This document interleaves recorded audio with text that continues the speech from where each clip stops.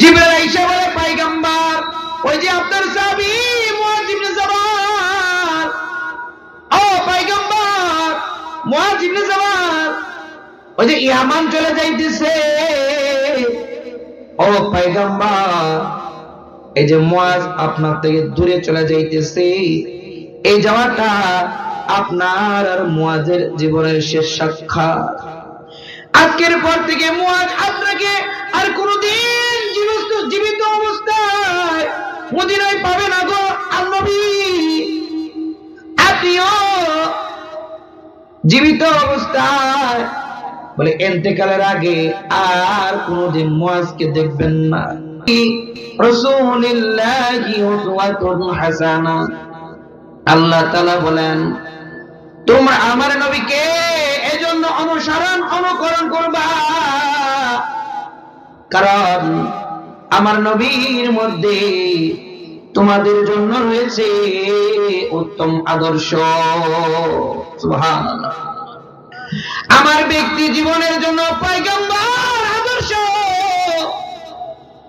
আমার পারিবারিক জীবনের জন্য পয়গম্বর আদর্শ,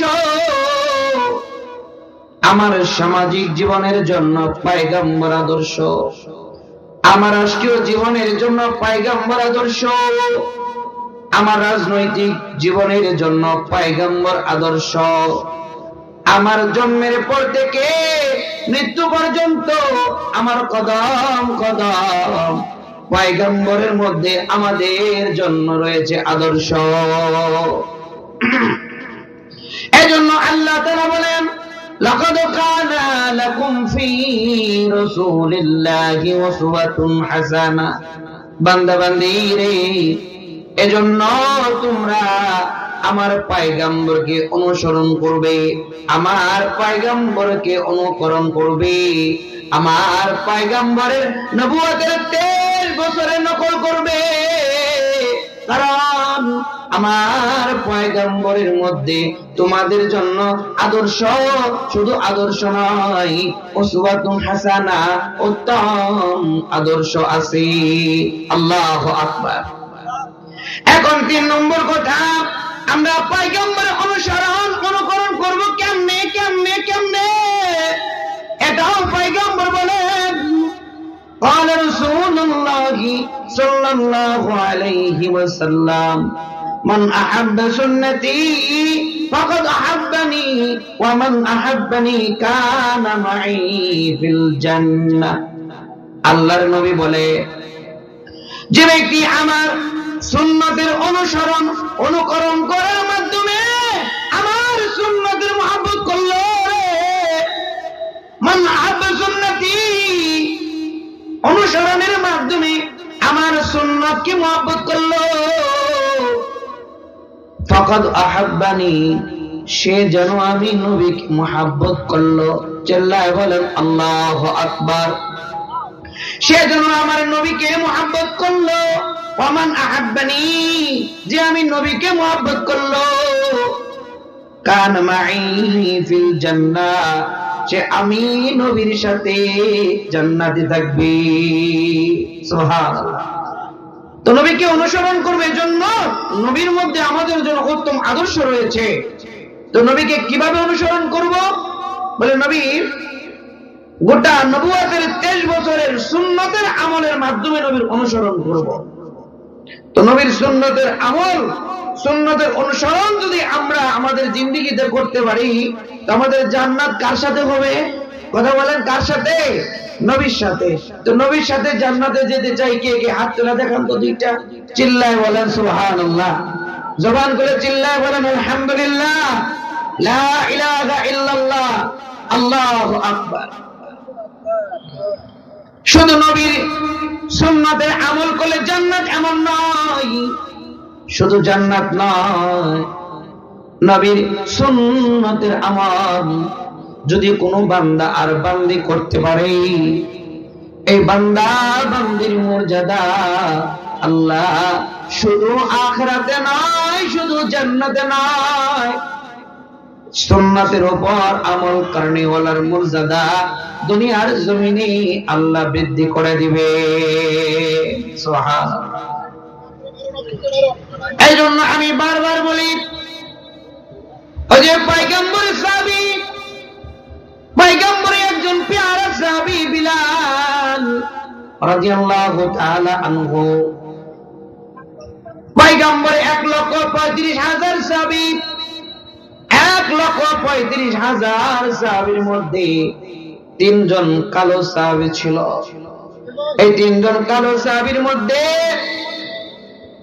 সবচেয়ে কালো হচ্ছে বিলাল। বিলাল এমন কালো, কিতাবের মধ্যে এসেছে বিলাল হলো মেষ কালো, মেষ কালো, মেষ কালো। দুনিয়ার জমিনে অনেক কালো মানুষ আছে, আমাদের সাথে অনেক কালো মানুষ আছে, যাদের হাতের উপরের চামড়া কালো হইলেও হাতের তালুটা সুন্দর হয়।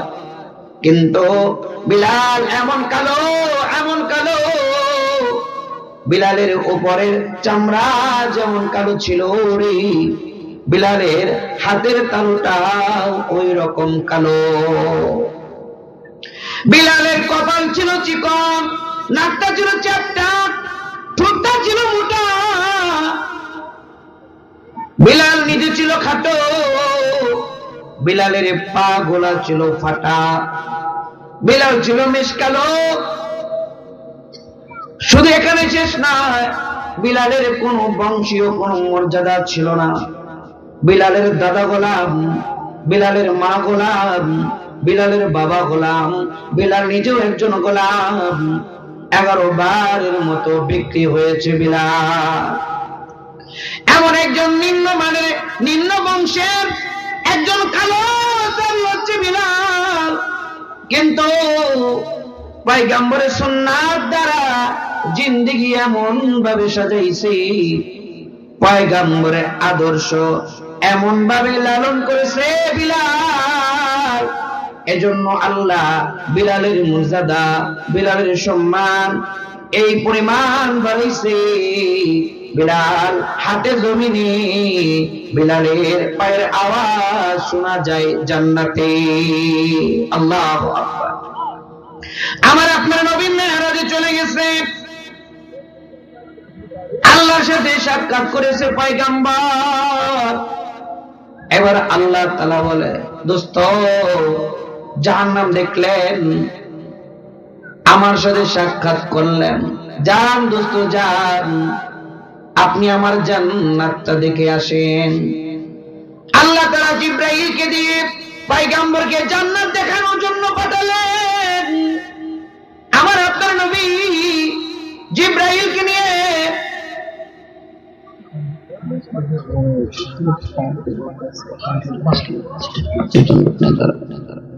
জিবরাইলকে নিয়ে পয়গম্বর এবার জান্নাত দেখার জন্য ঢুকলেন। হাঁটতে হাঁটতে যখন জান্নাতের ভিতরে চলে গেছে, এই মুহূর্তে পয়গম্বর আর জিবরাইলের সামনে কার যেন পায়ের আওয়াজ শুনতে পায়। পয়গম্বর বলে, জিবরাইল, এই জান্নাতের ভিতরে তুমি আর আমি ছাড়া কেউ আসেনি। জিবরাইল বলে, না না না পয়গম্বর, না, এই জান্নাতের ভিতরে আমি আর আপনি ছাড়া কেউ নাই। পয়গম্বর বলে, জিবরাইল রে, তুমি আর আমি ছাড়া যদি জান্নাতের ভিতরে কেউ না থাকে, তাহলে আমাদের সামনে কার পায়ের আওয়াজ শোনা যায়? সুবহানাল্লাহ। জিবরাইল বলে, পয়গম্বর, এটা আপনার সাহাবী বিলালের পায়ের আওয়াজ। পয়গম্বর বলে, জিবরাইল রে, বিলাল তো জমিনে, বিলালের পায়ের আওয়াজ কি করে জান্নাতে শোনা যায়? জিবরাইল বলে, পয়গম্বর, এটা আপনার সাহাবী বিলালের বিশেষ একটা মর্যাদা। পয়গম্বর মেরাজ থেকে চলে আসছে, আসার পরে বিলাল কি রাইকা বলে, কিরে বিলাল, ফাইন্নি সামি'তু দাফা, ফাইন্নি সামি'তু দাফান আলাইকা বাইনা ইয়াদাই ফিল জান্নাহ। কিরে বিলাল, আমি আর জিবরাইল জান্নাতে আমাদের সামনে তোমার পায়ের আওয়াজ শুনেছি। কি এমন আমল করছ রে বিলাল, যে আমলের কারণে আল্লাহ তোমার এত মর্যাদা বৃদ্ধি করেছে? তুমি হাঁটো জমিনে, তোমার পায়ের আওয়াজ শোনা যায় জান্নাতে। আল্লাহু আকবার। বিলাল বলে, পয়গম্বর, আমার এই মর্যাদা, আমার এই সম্মান, এটা অর্জনের জন্য তেমন কোন আমল নাই, তেমন কোন বিশেষ আমল আমি বিলালের নাই। কিন্তু আমি যেদিন মুসলমান হয়েছি ওই দিন থেকে আজ পর্যন্ত বিলালের এমন একটা দিন যায় না, বিলালের এমন একটা রাত যায় না বিলালের ওযু ছুটে গেছে আর বিলাল ওযু করে নাই। আর মাত্র ওয়াক্ত না থাকলে বিলাল 2 রাকাত তাহিয়াতুল ওযুর নামাজ পড়ে নাই। এমন একটা দিন, এমন একটা রাত অদ্যবধি পর্যন্ত বিলালের যায় না। চিল্লায় বলেন আল্লাহু আকবার। এই হলো বিলাল। বলে, মুসলমান হওয়ার পরে ওযু ছুটে গেছে, আমি বিলাল ওযু করেছি। ও পয়গম্বর, ওযু করার পরে নিষিদ্ধ সময় ব্যতীত আমি বিলাল 2 রাকাত তাহিয়াতুল ওযুর নামাজ আদায় করতাম। এজন্য এবার পয়গম্বর বলে, ও বিলাল, বিলাল রে, আমার বুঝবার বাকি নাই, আমার বুঝবার বাকি নাই রে বিলাল। এই যে তুমি আমার অনুসরণে, আমার অনুকরণে ওযু ছুটে যাওয়ার পরে সাথে সাথে ওযু করে নিয়েছো, আর মাত্র ওয়াক্ত ব্যতীত সুযোগ পাইলেই 2 রাকাত তাহিয়াতুল ওযুর নামাজ আদায় করেছো বিলাল। আমার সুন্নতের আমলটা করার কারণে আল্লাহ এত খুশি হয়েছে, তুমি হাঁটো জমিনে, তোমার পায়ের আওয়াজ শোনা যায় জান্নাতে। আল্লাহু আকবার। এই জন্য ইবনে মাজাহ হাদিস, পয়গম্বর বলেছে, মৌলিক ইবাদত ঠিক রেখে কেউ যদি 2 রাকাত তাহিয়াতুল ওযুর নামাজ পড়ে, ওযু করছে, মাত্র ওয়াক্ত নাই, নিষিদ্ধ সময় নাই, বলে 2 রাকাত তাহিয়াতুল ওযুর নামাজ আদায় করবে। ইবনে মাজার হাদিস, পয়গম্বর বলে, তার জন্য মালিকের জান্নাত ওয়াজিব। সুবহানাল্লাহ। এই জন্য বিলালের বংশে কোনো মর্যাদা নাই, বিলালের কোনো চেহারা পাওয়ার নাই, বিলালের কোনো ব্যাংক ব্যালেন্স নাই। বিলালের বাবা হলো রুবা, একজন গোলাম। বিলালের মা হলো হামামা, তিনি একজন গোলাম। বিলাল নিজেও একজন গোলাম। 7 বার কিংবা 11 বার বিক্রি হয়েছে। যার চেহারা কেমন সুন্দর না, দেখের রংটা হলো মেষ কালো, কিন্তু পয়গম্বরের সুন্নাত দ্বারা জিন্দেগি এমন সাজাইছে। আর বলে, এজন্য আল্লাহ বিলালের মর্যাদা শুধু জান্নাত পর্যন্ত নয়, দুনিয়ার জমিনেও বৃদ্ধি করে দিয়েছে। সুবহানাল্লাহ। মুহতারাম হাজিরিন, শুধু এখানেই শেষ না। আমার আপনার নবী যতক্ষণ পর্যন্ত জান্নাতে না যাবে, অন্য উম্মত তো দূরের কথা, স্বয়ং কোন নবীও মালিকের জান্নাতে যেতে পারবে না। এবার ময়দানে মাশরে বিচার কার্য শেষ। জান্নাতীদেরকে জান্নাতি ঘোষণা করে দিয়েছে আল্লাহ। সকল জান্নাতীরা জান্নাতের সামনে ভিড় করবে, কিন্তু জান্নাত থাকবে তালা দেওয়া। জান্নাতের তালা খোলা হবে না, দরজা খোলা হবে না। আদম থেকে ঈসা আলাইহিস সালাম পর্যন্ত পয়গম্বররা জান্নাতের দরজার সামনে দাঁড়াবে, কিন্তু জান্নাতের মূল ফটকের ফেরেশতা জান্নাতের দরজা খুলবে না। বলে, খোলো খোলো, আমি আদম আসলাম, দরজা খোলো, আমি ইব্রাহিম নবী আসলাম, দরজা খোলো। বলে আমি মুসা, আমি ঈসা আলাইহিমুস সালাম, আমরা এসেছি, জান্নাতের দরজাটা খুলে দাও। ভেতর থেকে আওয়াজ আসবে, বলে যেই লোকটা, যেই নবী আসার পরে দরজা খোলার অনুমতি আমাদের উপরে আছে, নির্দেশ আছে, তিনি তো আসেন নাই, তিনি হলেন মুহাম্মদ রাসূলুল্লাহ সাল্লাল্লাহু আলাইহি ওয়াসাল্লাম। বলে আখেরি নবী যতক্ষণ পর্যন্ত জান্নাতের দরজায় না আসবে, আল্লাহ নির্দেশ, জান্নাতের দরজা খোলা যাবে না। সুতরাং বিশ্ব নবী আখেরি পয়গম্বর আসলে খুলবো।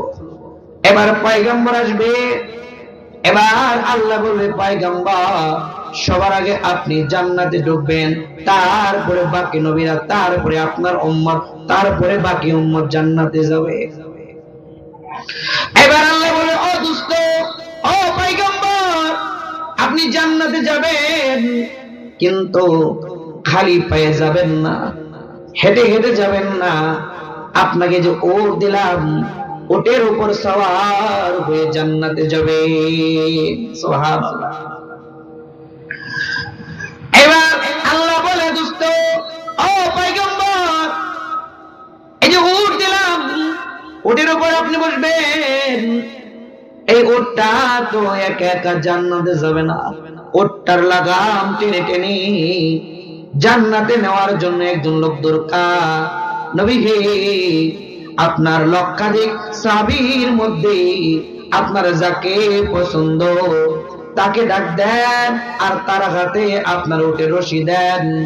ওই সাহাবী কিংবা আপনার উম্মত আপনার উটের রশি টেনে টেনে আপনার আগে আগে জান্নাতে যাবে। চিল্লায় বলেন আল্লাহু আকবার। আল্লাহ যখন নবীকে নির্দেশ দিবেন, এবার নবী তার উম্মতের সবার দিকে তাকাইবেন। আবু বকর পয়গম্বরের চেহারার দিকে তাকায় বলবে, পয়গম্বর বলে আমাকে ডাকে। ওমর বলে না না, পয়গম্বর আমাকে ডাক দিবে। ওসমান বলে না, পয়গম্বর আমাকে ডাক দিবে। আলী বলে না না, পয়গম্বর আমাকে ডাক দিবে রাদিয়াল্লাহু তাআলা আনহুম।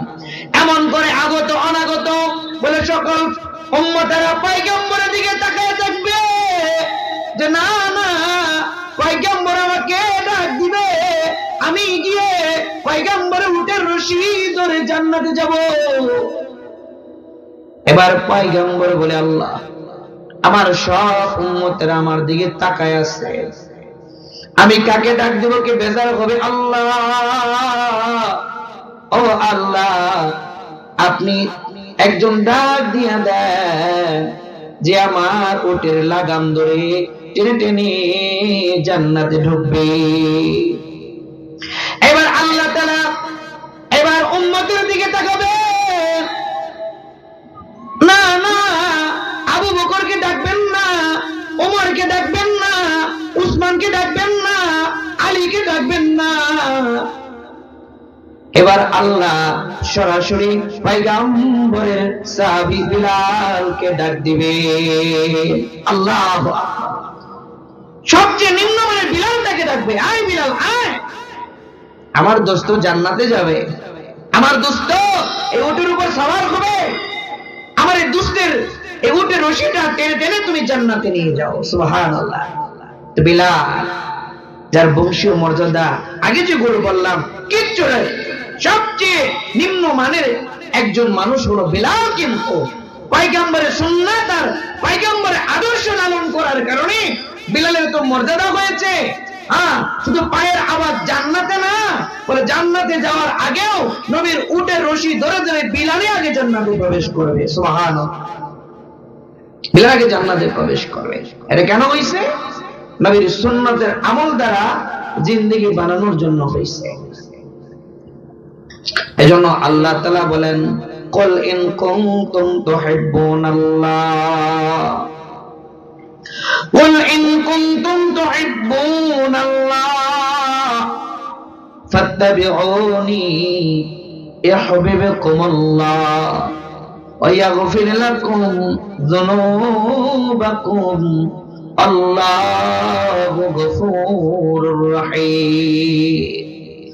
এজন্য আল্লাহ তাআলা বলেন,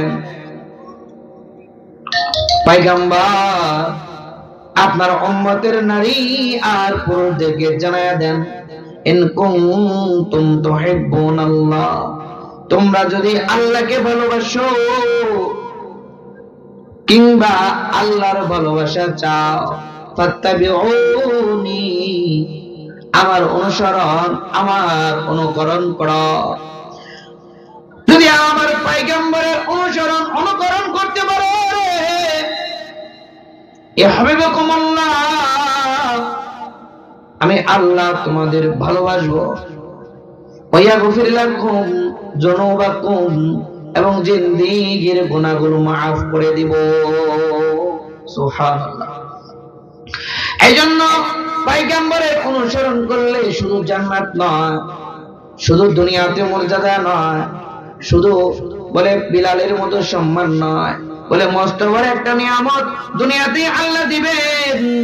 যারা পয়গম্বরের সুন্নাত দ্বারা জিন্দেগি সাজাবে, বলে তাদেরকে আল্লাহ দুনিয়াতেই মহব্বত করবেন, আর দুনিয়াতেই তাদের নাম পুরা জগতের মাঝে আল্লাহ তাআলা প্রচার করে দিবে। সুবহানাল্লাহ। আল্লাহ যাকে ভালোবাসি, আল্লাহ তার নাম, আল্লাহ তার বাবার নাম, তার নাম ধরে ধরে তাম পৃথিবীর মধ্যে যত মাখলুক আছে সকল মাখলুকের কাছে তার নাম প্রকাশ করে দিবেন। বুখারী শরীফের হাদিস, আল্লাহ তাআলা যাকে মহব্বত করে, যাকে ভালোবাসে, যাকে সম্মান করে, যাকে মহব্বত করে আল্লাহ, যাকে ভালোবাসে আল্লাহ, তার নাম, তার বাবার নাম দুনিয়ার জমিনে প্রকাশ করে দেয়। আল্লাহ তাআলা জিবরাইলকে ডাকে বলে, এই জিবরাইল, জিবরাইল রে, ও যে বাসতুলের অমুকের ছেলে অমুককে আমি আল্লাহ ভালোবাসি রে জিবরাইল। চিল্লায় বলেন না আল্লাহু আকবার। বলে বাসতুলের অমুকের ছেলে অমুককে আমি আল্লাহ ভালোবাসি। এই জিবরাইল, আমি আল্লাহ যাকে মহব্বত করি, যাকে ভালোবাসি, তুমি জিবরাইল তাকে মহব্বত করো, তাকে ভালোবাসো। এবার আল্লাহ বলেন, না জিবরাইল না, অমুকের ছেলে অমুককে আমি আল্লাহ মহব্বত করি, তুমি জিবরাইল মহব্বত করো। এটা করলে হবে না, আমার সাথে আসমানের যত ফেরেশতা আছে সকল ফেরেশতাদেরকে বলো, বলে বাসতুলের জমিনে অমুকের ছেলে অমুককে আল্লাহ মহব্বত করে, আমি জিবরাইল মহব্বত করি। ও আসমানের ফেরেশতা, আজ থেকে তোমরা অমুকের ছেলে অমুককে মহব্বত করো। সুবহানাল্লাহ। তারপরে আল্লাহ বলেন, না জিবরাইল না, আমি আল্লাহ তাকে শুধু মহব্বত করলে হবে না, তুমি জিবরাইল করলেও হবে না, আসমানের সাথে আসমানের সকল ফেরেশতারাও মহব্বত করলে হবে না রে জিবরাইল। ও জিবরাইল, দুনিয়ার জমিনে যত মাখলুক আছে সকল মাখলুকের কাছে ঘোষণা করে দাও, অমুকের ছেলে অমুককে আল্লাহ মহব্বত করে, আমি জিবরাইল মহব্বত করে, সাধু আসমানের ফেরেশতারাও মহব্বত করে। ও জমিনবাসী রে, তোমরা অমুকের ছেলে অমুককে মহব্বত করো। সুবহানাল্লাহ। এজন্য আল্লাহ যে আমাকে মহব্বত করে এটা কিভাবে বুঝবো? হাদিসের মধ্যে নবীজি বলেন, দুনিয়ার জমিনে যদি নেককাররা যদি তোমাকে মহব্বত করে, আলেমরা যদি তোমাকে মহব্বত করে, নামাজি ব্যক্তি যদি তোমাকে মহব্বত করে, দিনদার মানুষ যদি তোমাকে মহব্বত করে, তাহলে তুমি বুঝবে বলে আল্লাহ তোমাকে ভালোবাসে। সুবহানাল্লাহ। আল্লাহ তোমাকে ভালোবাসে। কিন্তু যদি দেখো তোমার সম্পর্ক আলেমদের সাথে নাই, তোমার সম্পর্ক নামাজির সাথে নাই, তোমার সম্পর্ক দিনদার লোকের সাথে নাই, তোমার সম্পর্ক গুনাহগারদের সাথে, ব্যভিচারের সাথে, সুদখোরের সাথে, ঘুষখোরের সাথে, অন্যায় অনাচার করে তাদের সাথে, সমাজে বিশৃঙ্খলা সৃষ্টি করে তাদের সাথে, গীবতকারীর সাথে, শিকায়তকারীর সাথে, পরনিন্দাকারীর সাথে যদি তোমার সম্পর্ক থাকে, তাহলে বুঝবে আল্লাহ তোমাকে মহব্বত করে না। আর যদি তোমার মহব্বত আলেম ওলামাদের সাথে হয়, তোমার মহব্বত নামাজীদের সাথে হয়, তোমার মহব্বত মাদ্রাসা ওয়ালাদের সাথে হয়, তোমার মহব্বত মসজিদ ওয়ালাদের সাথে হয়, তোমার মহব্বত দিনদার লোকের সাথে হয়, এরা তোমাকে মহব্বত করে, বুঝবে আল্লাহ তোমাকে ভালোবাসে। সুবহানাল্লাহ।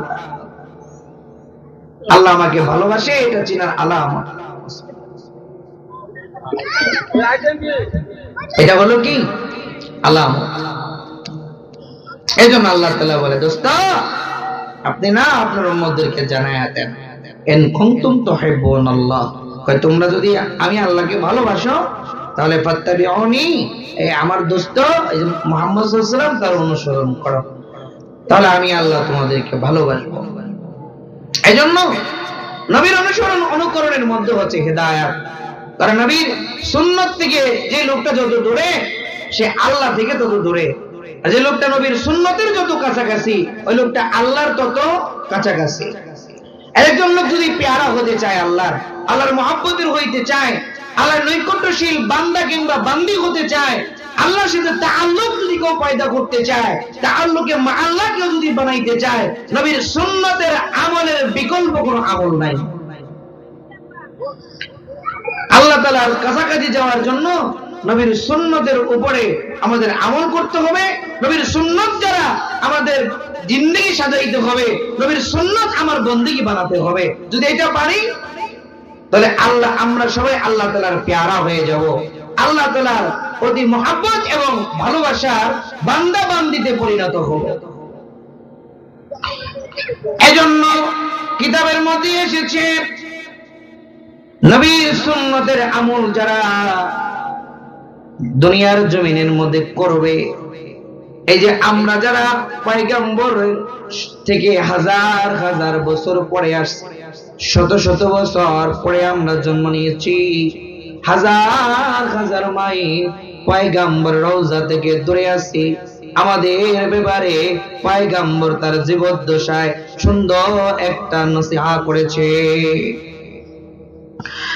ইয়ামান থেকে একজন মুসলমান মদিনায় আসছে, আয়েশা বলে, পয়গম্বর ইয়ামানের মধ্যে বহু মানুষ মুসলমান হয়েছে, কিন্তু তারা ঠিক মতো কালেমা বলতে জানে না, এরা কোরআন পড়তে জানে না।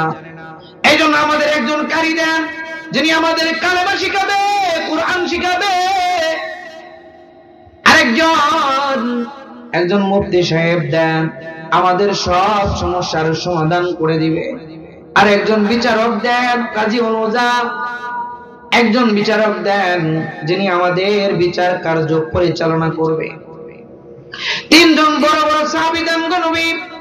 আল্লাহর নবী বলে, এই ইয়ামানের সাহাবীরা, যুদ্ধের মৌসুম চলতেছে, সাহাবায়ে কেরাম এক একজন এক এক কাজে নিয়োজিত আছে, একসাথে তিনজন সাহাবী তোমাদের দেওয়া যাবে না, কিন্তু এমন একজন সাহাবী আমি তোমাদের দিব রে, এই একজনের মধ্যে তোমাদের চাওয়া তিনটা গুণ আছে।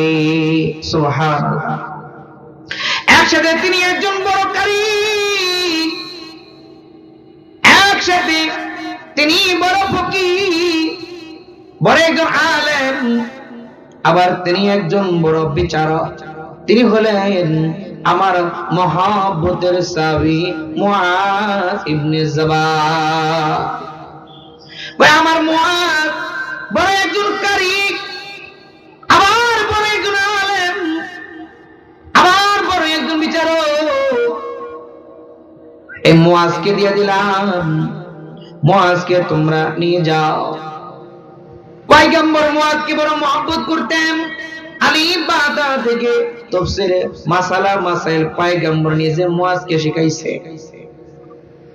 এবার পয়গম্বর একটা উট নিয়ে আসলেন, ওই উটের উপরে মুআজকে বসায় দিলেন।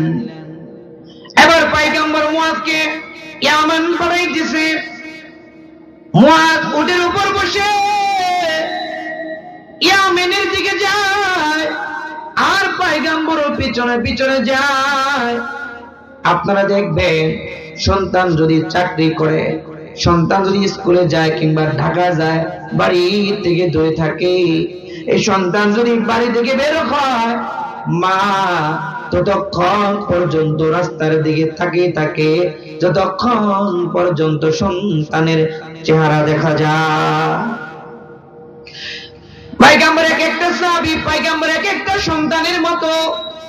মুআজ ইবনে জাবাল মদিনা থেকে ইয়ামেনের দিকে যায়।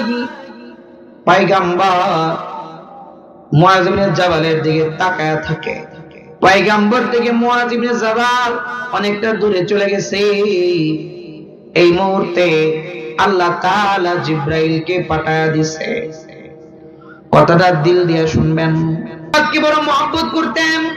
আলী বাদা থেকে তাফসীরে মাসালা মাসাইল পয়গম্বর নিজে মুআজকে শিখাইছে। এবার পয়গম্বর একটা উট নিয়ে আসলেন, ওই উটের উপরে মুআজকে বসায়া দিলেন। এবার পয়গম্বর মুআজকে ইয়ামান পাঠাই দিয়েছে। মুআজ উটের উপর বসে ইয়ামেনের দিকে যায়, আর পয়গম্বরও পিছনে পিছনে যায়। আপনারা দেখবেন, সন্তান যদি চাকরি করে, সন্তান যদি স্কুলে যায় কিংবা ঢাকা যায়, বাড়ি থেকে দূরে থাকে, এই সন্তান যদি বাড়ি থেকে বের হয়, মা ততক্ষণ পর্যন্ত রাস্তার দিকে তাকিয়ে থাকে যতক্ষণ পর্যন্ত সন্তানের চেহারা দেখা যায়। পয়গম্বর এক একটা সাহাবী, পয়গম্বর এক একটা সন্তানের মতো। মুআজ ইবনে জাবাল মদিনা থেকে ইয়ামেনের দিকে যায়। পয়গম্বর মুআজ ইবনে জাবালের দিকে তাকায় থাকে। পয়গম্বর থেকে মুআজ ইবনে জাবাল অনেকটা দূরে চলে গেছে। এই মুহূর্তে আল্লাহ তাআলা জিবরাইলকে পাঠায়া দিয়েছে। কথাটা দিল দিয়ে শুনবেন। জিবরাইল আইসা বলে, পয়গম্বর, ওই যে আপনার সাহাবী মুআজ ইবনে জাবাল, ও পয়গম্বর মুআজ ইবনে জাবাল ওই যে ইয়ামান চলে যাইতেছে। ও পয়গম্বর, এই যে মুআজ আপনার থেকে দূরে চলে যাইতেছে, এই যাওয়াটা আপনার আর মুআজের জীবনের শেষ সাক্ষাৎ। আজকের পর থেকে মুআজ আপনাকে আর কোনদিন জীবিত অবস্থায় মদিনায় পাবে না গো নবী। আপনিও জীবিত অবস্থায় বলে ইন্তেকালের আগে আর কোনদিন মুআজকে দেখবেন না।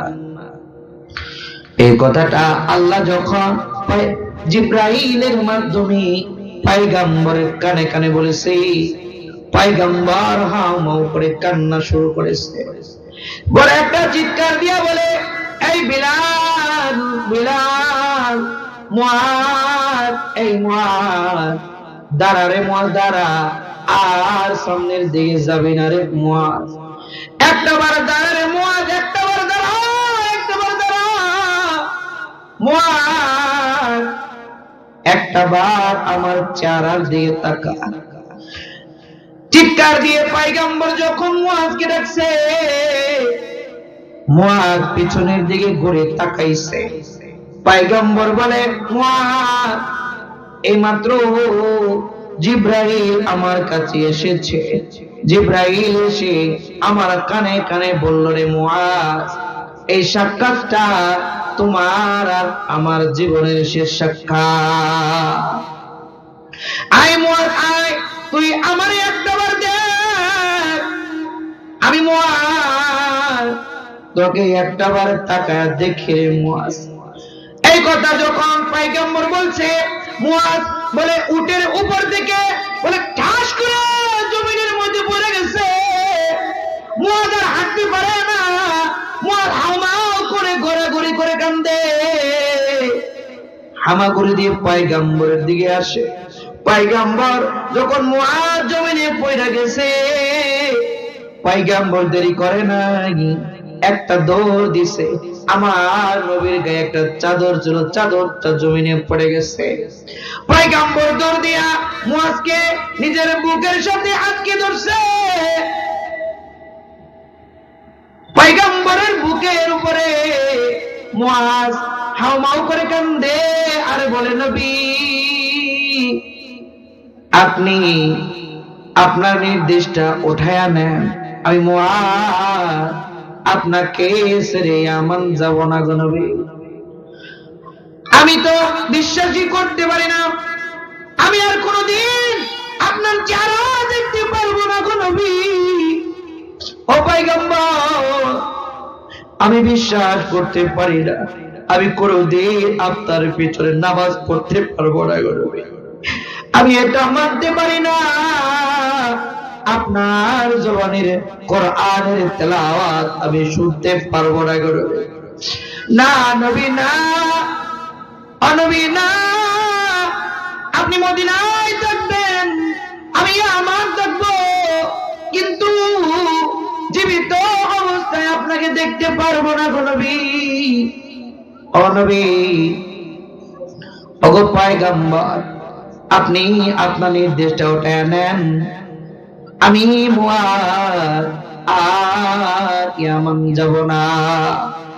এবার পয়গম্বর বলে, এই মুআজ, তুমি তো বহুবার আমার ভিতরে নামাজ পড়ছো, আমার জবানের তেলাওয়াত শুনছো, আমার চেহারা বহুবার দেখছো রে মুআজ, এই যে তুই এখনো আমার বুকের উপরে আছো রে মুআজ, এই মুআজ, কিন্তু বলে কিয়ামতের আগে আমার কিছু উম্মত আসবে রে মুআজ, যারা আমার ইন্তিকালের শত শত বছর পরে জন্মগ্রহণ করবে।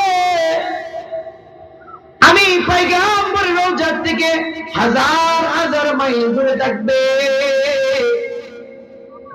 অনেকের এমন সামর্থ্য হবে না, আমি পয়গম্বরকে একটাবার দেখবে, আমি পয়গম্বরের রওজা একবার দেখবে আর জিয়ারত করবে রে মুআজ। এমন সাহাবী নাই, হাজার চেষ্টা করলেও অনেক উম্মত আমার আছে যারা মক্কা মদিনা জিয়ারতে আসতে পারবে না রে মুআজ। এই মুআজ, তুই সাক্ষী থাক, এই যে তুই আমার বুকের উপরে আছো, আমার কিছু উম্মত আমার ইন্তেকালের পরে দুনিয়ায় জন্মগ্রহণ করবে, ওরা কোনোদিন আমি নবীকে দেখবে না, ওরা কোনোদিন অনেকে আমার রওজা দেখতে পারবে না, কিন্তু আমি নবীর মুহাব্বতে, আমি নবীকে ভালোবেসে আমার সুন্নতের আমল করবে, আমি নবীর সুন্নতের আমল দ্বারা জিন্দেগি সাজাবে। ওই মুআজ তুই সাক্ষী থাক। বলে এই লোকগুলা যদি ময়দানে মাশরে দাঁড়ায়, না দেখে যারা সুন্নতের আমল করছে, আমি তুই মুআজের মতো আমার বুকের মধ্যে জায়গা দিব।